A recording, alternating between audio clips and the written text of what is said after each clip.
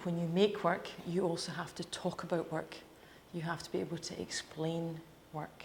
And that's perhaps one of the most daunting things about going to art school, is it's not like other forms of university or higher education where you get set a task and you go to the classes and then you write an essay or do a paper and hand it in that's marked.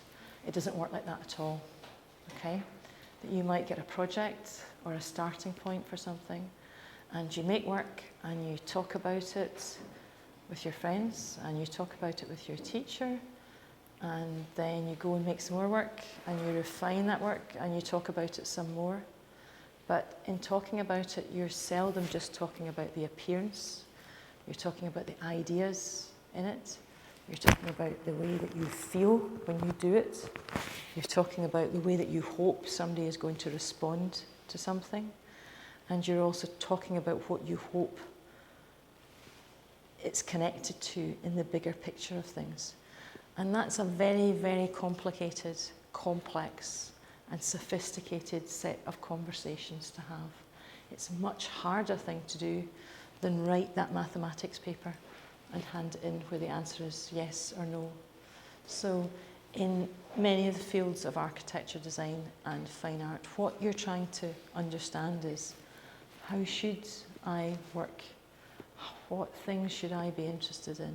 What is the best way to make those ideas appear, filter through my work, and how do I explain them? So for that, you need to be able to organise your ideas and put forward an argument. Even if ultimately you want to paint or you want to make fashion, etc., you still have to be able to do these things.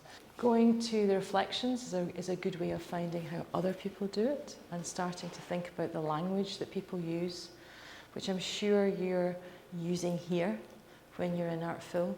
The way that you talk about work, you're being trained to think about how you talk about a piece of work and how you put your ideas over and how you organise your time and your ideas to make a consistent piece of work.